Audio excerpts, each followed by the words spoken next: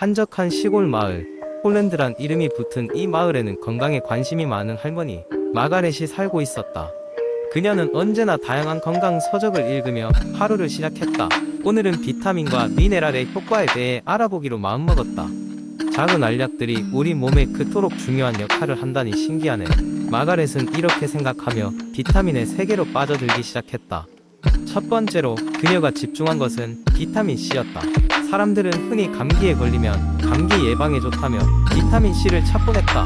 그러나 마가렛은 그저 감기 예방에 그치지 않고 이 비타민이 콜라겐 형성을 도와 피부 건강을 개선해준다는 사실에도 눈을 떴다.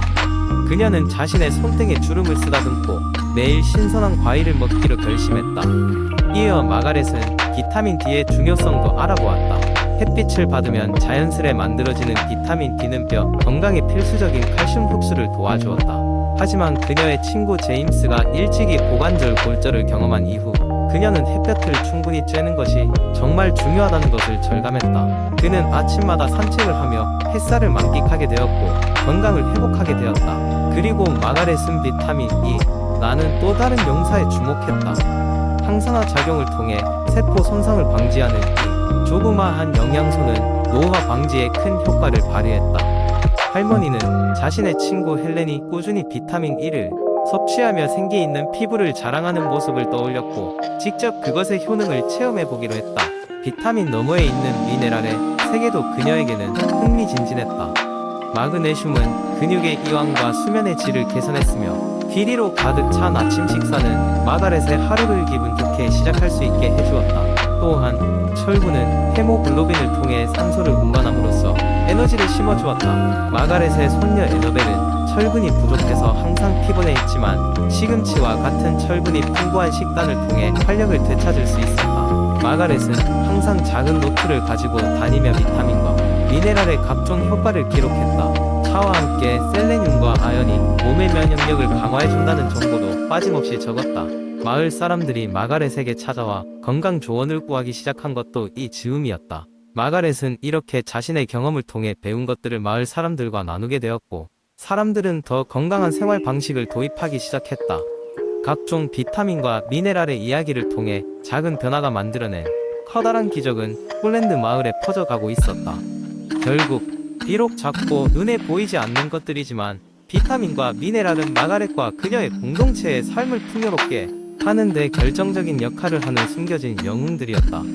두 번째 이야기. 어느 작은 마을에 사는 지수는 오랫동안 자신의 체중 때문에 고민하였습니다. 그녀는 체중 감량을 시도했지만 매번 요요 현상으로 인해 원하는 결과를 얻지 못했습니다. 이러한 반복되는 실패는 그녀에게 큰 실망감과 불안감을 주었습니다. 그러던 어느 날 지수는 온라인 커뮤니티에서 건강한 다이어트 전략이라는 제목의 글을 읽게 되었습니다. 글쓴이는 체중 감량뿐만 아니라 장기적인 건강 유지를 목표로 하는 다이어트 방법을 소개하고 있었습니다. 이 다이어트 전략은 극단적인 식단 제한이 아닌 균형 잡힌 식습관과 지속 가능한 운동이 핵심이었습니다. 지수는 글의 내용이 마음에 들어 이를 실천하기로 결심했습니다. 그녀는 첫 번째 단계로 하루에 필요한 칼로리 섭취량을 계산하였습니다. 이를 통해 적정량의 칼로리를 섭취하면서도 건강한 음식을 선택하기 위해 노력했습니다. 지수는 매일 아침마다 균형 잡힌 아침 식사를 준비했고 정제된 설탕과 가공식품의 소비를 줄였습니다. 그 대신 과일, 채소, 고단백 금식 섭취를 늘려갔으며 특히 지방이 적고 영양소가 풍부한 식단을 중심으로 한 메뉴를 구성했습니다. 운동도 함께 시작했습니다. 지수는 매일 저녁 집 근처 공원에서 조깅을 했고 주말에는 요가 수업에 참여하여 심신의 안정을 꾀했습니다. 운동을 할 때마다 그녀는 땀을 흘리며 몸과 마음이 더욱 건강해지는 것을 느꼈습니다. 이 과정에서 그녀는 자신의 목표가 단순한 체중 감량이 아니라 장기적으로 건강한 삶을 구축하는 것이라는 깨달음을 얻게 되었습니다. 한 달이 지난 후 지수는 체중계에 올라가 보았습니다. 눈에 띄게 체중은 줄지 않았지만 그녀는 거울 속 자신이 더욱 건강하고 활기차 보인다는 것을 알 수 있었습니다. 사람들은 그녀에게 얼굴이 좋아졌다고 칭찬하였고 그녀의 피부도 더욱 맑아졌습니다. 이러한 변화를 보면서 지수는 비로소 진정한 다이어트의 의미를 깨닫게 되었습니다. 여전히 길고도 평탄하지 않은 여정이었지만 지수는 확신했습니다. 건강한 다이어트 전략은 단순한 체중 감량이 아니라 삶의 질을 높이고 건강한 습관을 유지하여 행복감을 높이는 데 있다는 것을 말입니다. 지수의 여정은 그녀를 건강하게 만들었을 뿐만 아니라 주변 사람들에게도 건강한 삶의 중요성을 깨닫게 해주는 계기가 되었습니다. 지수는 이제 다가오는 여름을 맞이하면서도 걱정이 없었습니다. 그녀에게는 더 이상 빠른 체중 감량을 위한 무리한 다이어트 계획도 필요 없었습니다. 대신 그녀는 매일 조금씩 더 건강한 선택을 하며 장기적인 목표를 향해 나아가고 있었습니다. 이는 지수에게 새로운 삶의 방식이 되었고, 그녀는 매일 아침 자신이 얼마나 멀리 왔는지를 되새기며 웃음을 지었습니다.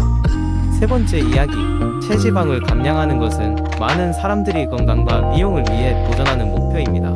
하지만 빠르고 효과적으로 체지방을 감량하는 데에는 다소 복잡한 과정이 따릅니다. 먼저 체지방 감량은 단순히 운동이나 식단 조절만으로 해결되는 문제가 아닙니다. 이는 체계적인 접근과 개인의 생활 방식에 맞는 전략이 필요하기 때문입니다. 우선 체지방 감량을 위해 가장 기본적인 원리인 칼로리의 수급을 이해해야 합니다. 체내에 쌓인 에너지를 빼내기 위해 섭취하는 칼로리보다 소모하는 칼로리가 많아야 합니다. 이를 위해 자신에게 맞는 일일 권장 칼로리를 계산해보고 필요한 경우 칼로리 섭취량을 조정하는 것이 필요합니다. 하루에 500kcal씩 절감하면 일주일에 약 0.9kg의 체지방이 감소하는 것을 목표로 할 수 있습니다. 다음으로 중요한 것은 올바른 식단 구성입니다. 무작정 칼로리만 줄이는 것은 건강상 좋지 않습니다. 균형 잡힌 영양소 섭취가 필요합니다.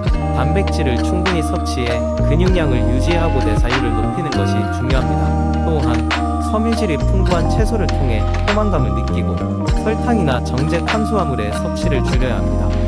운동 역시 중요한 요소입니다. 근력 운동과 유산소 운동을 병행하는 것이 좋습니다.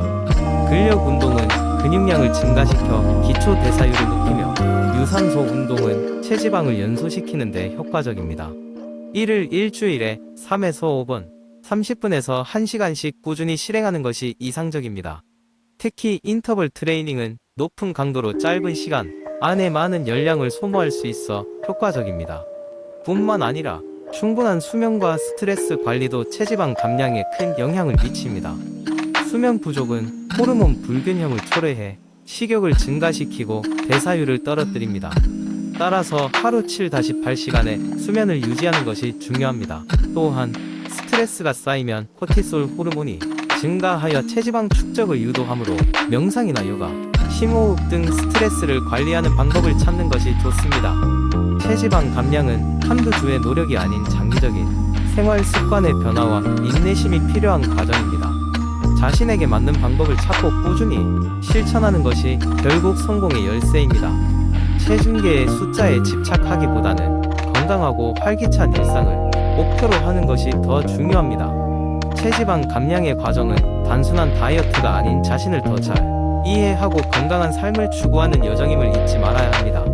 네 번째 이야기, 한때 스트레스와 불규칙한 생활로 인해 혈압 문제가 심각했던 주인공 윤석. 그는 어느 날 건강검진에서 고혈압 경계라는 충격적인 소식을 듣고 나서야 자신의 건강을 챙기기로 결심한다. 이 이야기는 윤석이 혈압을 낮추기 위해 자연적인 방법들을 시도하며 겪었던 여정에 관한 이야기이다. 처음 윤석은 병원에서 받은 약만으로 혈압을 조절하려 했으나 약물 의존이 아닌 자연적인 방법으로 조절하고 싶다는 생각이 강해졌다. 그래서 그는 많은 자료를 조사한 끝에 7가지 자연 치료법을 시도하기로 한다. 첫 번째로 선택한 것은 규칙적인 운동이었다. 과거에 시간이 없다는 핑계로 운동을 게을리했던 윤석은 자신의 아파트 주변에 있는 공원을 매일 아침 산책하기로 마음먹었다. 산책은 점점 조깅으로, 그리고 주말마다의 하이킹으로 발전했다. 신선한 공기를 마시며 자연 속에서 걸을 때마다 그의 몸과 마음은 한결 가벼워지는 것을 느꼈다. 두 번째로 그는 식습관 개선을 시도했다. 그는 짜고 기름진 음식들을 줄이고 제철 과일과 채소를 더 많이 섭취하기로 했다. 특히 마늘과 올리브 오일은 그의 식단에서 중요한 자리를 차지했다. 마늘은 혈액순환을 돕고 올리브 오일은 혈압 조절에 유익했다. 처음엔 낯선 이 식단이 과연 효과가 있을지 의구심이 들었지만 시간이 지날수록 그의 몸이 잘 적응하는 것을 느꼈다. 그리고 세 번째, 그는 스트레스 관리를 위해 명상과 요가를 시작했다. 명상과 요가는 그에게 마음의 평화를 가져다 주었다. 특히 요가 수업에서 숨을 고르고 천천히 호흡할 때마다 몸과 마음이 하나 되는 기분을 만끽할 수 있었다. 네 번째 방법으로 그는 충분한 수면을 강조했다. 일찍 자고 일찍 일어나는 습관을 들임으로써 그는 몸을 더 활기차고 건강하게 유지할 수 있었다. 충분한 수면 덕에 아침이면 상쾌한 기분으로 하루를 시작할 수 있었다. 다섯 번째로 윤석은 허브차 마시기를 선택했다. 라벤더 차, 카모마일 차 등 천연 허브차를 마시며 몸의 긴장을 풀었다.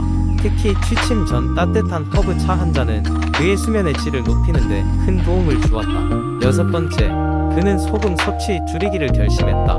음식을 조리할 때 소금 사용을 최소화하고 나트륨이 적은 제품들을 선택했다. 처음엔 밍밍할 것 같았던 음식도 점차 적응되었고 자연의 맛을 그대로 느낄 수 있는 식습관을 갖게 되었다. 마지막 일곱 번째는 풍부한 오메가-3 섭취였다. 고등어, 연어 같은 생선과 아마씨, 치아씨드 등의 식품을 꾸준히 섭취했다. 오메가-3 지방산은 혈압을 낮추고 심장 건강에도 아주 좋았다. 이 모든 과정을 통해 윤석은 고혈압의 위협에서 벗어날 수 있었다. 그의 변화는 단지 혈압 수치를 낮추는 것에 그치지 않았다. 그의 전반적인 생활질이 향상되었고 주변 사람들까지 그 변화를 칭찬했다. 윤석은 이 여정을 통해 자연에서 오는 치유의 힘과 꾸준한 실천의 중요성을 깨달았다. 지금은 건강한 몸과 마음을 유지하며 자연, 치료법을 많은 사람들에게 전파하고 있다. 그의 이야기는 많은 이들에게 동기부여가 되었다.